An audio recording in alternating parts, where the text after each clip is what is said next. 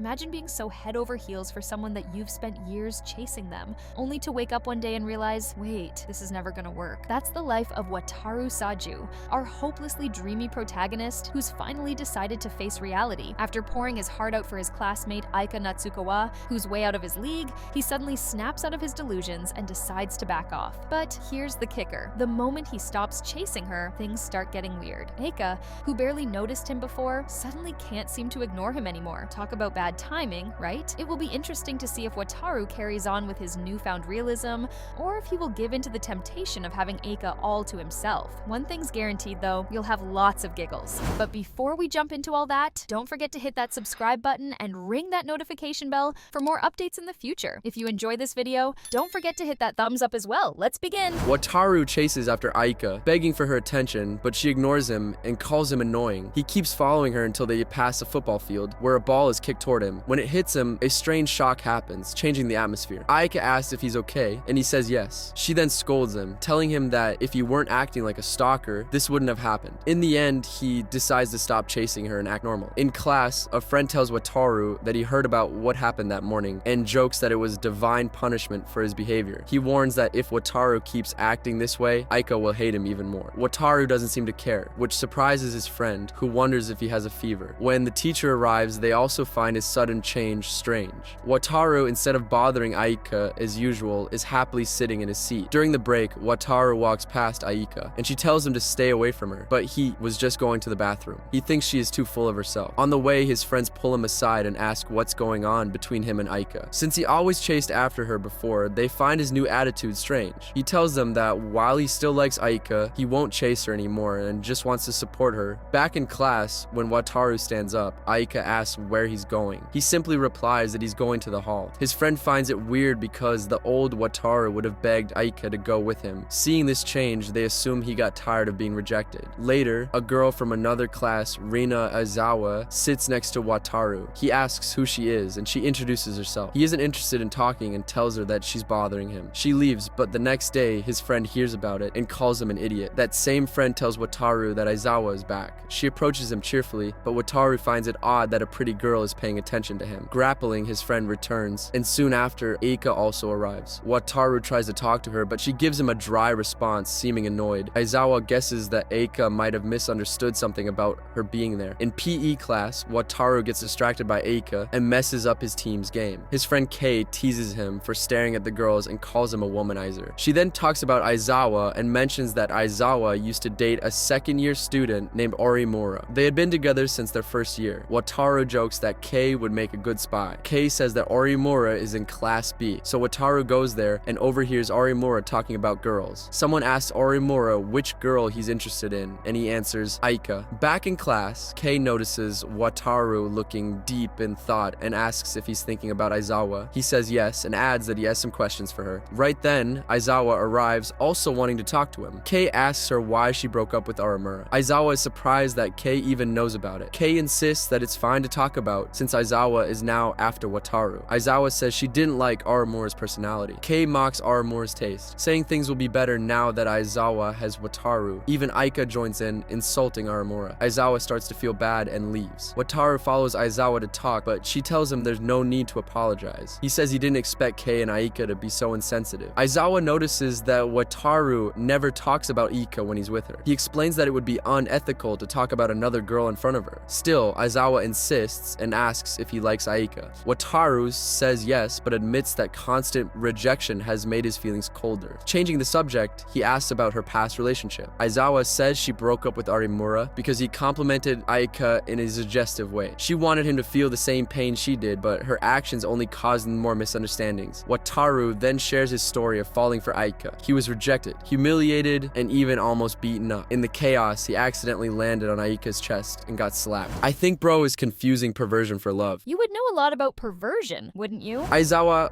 finds it strange, but Wataru reveals that Aika actually defended him. However, he was joking and changes the story, saying he simply fell and Aika kindly helped him up, which made him admire her. He calls her the goddess of humanity and says he just wants to support her. Aizawa finds this odd, but understands his reasoning. The next day, Kei and Aika see that Aizawa is back with her ex. Kei feels bad for Wataru since he was rejected by both Aika and Aizawa. When they ask how he feels, he says he's happy for them. Later, his friends tease him about getting rejected again, but he jokes back, calling it a divorce. At home, Aika unexpectedly visits, saying she wants to understand his sudden change. He casually asks her out again, but she declines. His sister arrives and he tells her Aika was just there for discussion. While walking Aika home, he says he'll stop chasing her and asks if she has friends to introduce to him. She gets angry and runs away, clearly jealous. The next day, Wataru distances himself more, deciding it's best for both of them. Kei tells Wataru to take responsibility because his actions made other girls avoid Aika. He realizes that by chasing Aika, he caused her to lose friends, leaving only him and Kei by her side. To truly support Aika, he decides to stay away from her. When the bell rings, he sees that Aika only interacts with Kei. Instead of going to her, he leaves for the break. A friend asks him why he isn't chasing Aika like before, but Wataru just walks away, thinking about everything that has happened. While wandering, Shinomiya, a member of the school's discipline committee, appears and scolds him for scaring a girl the other day. He remembers bumping into a girl while chasing Aizawa and apologizes. She asks if he had bad intentions, but he denies it, saying only good-looking guys could talk to a girl in a deserted place without making her scared. Shinomiya explains that the girl, Yuyu Inatomi, lacks confidence around men. She also says that Yuyu is hardworking, like the other committee members, but they sometimes feel discouraged. Wataru thinks they might struggle to keep up with Shinomiya's high standards, making them feel worse. Bro, this dude has a problem with almost every other girl. He's giving me those misogynistic vibes. She admits she worries about them, but doesn't know how to help. When she tries to encourage them, they say they can never be as good as her. Wataru advises her not to lower herself to their level, but to keep leading them forward. She understands and thanks him. Before leaving, she asks his name, and for some reason, he lies, saying Yamazaki. Later, Wataru walks to school with his sister. She asks if he has talked to Aika since the last incident. He says he only has normal conversations with classmates. She tells him he won't be successful with girls if he acts like that. They see Aika, and his sister pushes him to have a proper conversation with her. They exchange a few words before Wataru says goodbye. At school, Kei tells Wataru that Shinomiya seems upset. In the classroom, she greets him as Yamazaki, showing that she knows he lied. She asks to talk during the break. Then, the real Yamazaki appears, angry that Wataru used his name. Kei asks how he met Shinomiya, and Wataru explains, admitting he used a fake name. Kei calls him an idiot for messing things up with her. During the break, Wataru prepares to talk to Shinomiya and brings snacks, hoping for easier forgiveness. She asks why he lied about his name. He says he didn't want his name remembered by the head of the discipline committee. She points out that he caused trouble for Yamazaki instead. Wataru argues that Yamazaki liked it, but Shinomiya doesn't understand why. Inatomi explains that Yamazaki liked it because he finds Shinomiya pretty. Embarrassed, Shinomiya tells her to stop saying weird things and scolds Wataru for lying. He apologizes and gets up to leave, but Inatomi stops him. Inatomi apologizes for being scared of him that day. She admits he was only trying to help with paperwork, but she misunderstood. She promises to work on her fear of men. Wataru wishes her luck and leaves. Later, Kei calls Wataru to the classroom, showing him Aika surrounded by friends. Wataru stays back to avoid disturbing her, but he receives a message asking him to go to the student council room. There, his sister asks him to help gather materials for a school event. Since they're short on time, she says any help is useful. Wataru agrees, but questions why she doesn't ask someone else. She insists that he's good at administrative tasks and teases him about the time he faked his age for a part-time job. Her teammates laugh, calling him a bit antisocial. In the end, he finishes the task efficiently and everyone praises his skills. He asks if she'll need his help again tomorrow, but she says no, jokingly offering to buy him a restricted magazine as a reward. Meanwhile, Shinomiya and Inatomi talk about Wataru. Inatomi worries that he is disappointed in her. She wonders if she should have explained that she is working on overcoming her insecurity. Shinomiya reassures her that it's fine. Aika is now making new friends. Her classmates want to visit her house to meet her little sister. Wataru appears, and Kei asks if he wants to go too. He declines, joking that an ordinary person like him could never enter a goddess's home. A friend teases him, and Aika snaps that she wouldn't let him near her sister. During class, Aika's friends suggest visiting her house this weekend, and she agrees. Wataru doesn't seem interested, but Aika approaches him and asks if he's coming. Before he can answer, Shinomiya interrupts, thanking him for his advice. She says his words helped her committee members feel better. However, Inatomi still seems down, fearing that Wataru is disappointed in her. Wataru reassures her, saying it's okay for her to take time to overcome her fear. Shinomiya, however, presses him for his real thoughts. Wataru admits that Inatomi isn't just apologetic. She's also frustrated with herself for rejecting kindness due to insecurity. He says she relies too much on Shinomiya for comfort and calls her Shinomiya's mascot. Shinomiya is impressed by his ability to read people. Wataru then asks to leave and walks away. Summer arrives, and Wataru is happy that that the classroom now has air conditioning. Kei greets him, but he feels awkward about her outfit. She tells him it's just the school's summer uniform. Wataru then asks about the visit to Aika's house, but the teacher arrives before Kei can answer. Later, Kei looks at a photo from that weekend and notices Aika looks sad. She asks Wataru if he talked to Aika, but he says no. He wants to keep his distance so she can enjoy her new friends. He also admits he prefers watching Aika in her summer uniform from afar. Kei calls him a pervert. After PE class, Wataru's friend talks about Aika's cute little sister and shows pictures from the visit. Wataru, feeling playful, sends a fake message to his sister, pretending to be her friend. She quickly replies, saying she won't need his help with reports today. While Wataru is about to eat lunch, Yamazaki suddenly falls on top of him. Yamazaki introduces a girl named Koga, whom he met on the basketball team. He takes Wataru to talk to her and the other girls. Koga asks if Wataru is antisocial because he is so quiet. He explains that since he sits in the front corner of the class, he naturally keeps to himself. She then asks about his relationship with Aika and if they have ever done grown-up things. Wataru denies it, saying he doesn't even know where Aika's house is. Yamazaki starts teasing Wataru, but Wataru turns it back on him. Yamazaki brags about being popular and claims a girl from Class A, Okumura, asked him out. Koga quickly tells him not to get his hopes up because the girl probably wasn't serious. Koga then asks about Aizawa, wondering if people make inappropriate jokes about her. Wataru says no, explaining that Aizawa is too dedicated to her senior in the committee. While they are talking, Aika suddenly arrives and pulls Wataru aside. She looks angry, but Wataru doesn't know why. Aika asks why he was talking to those girls, but before Wataru can ask what she means, she insists it's not what he's thinking and runs away. Kei teases Wataru about Aika's reaction. He admits that her behavior is so cute that he wants to hug her. Kei realizes his true feelings for Aika. A school committee member then appears and asks Wataru to talk. He asks Wataru what he thinks of himself. Wataru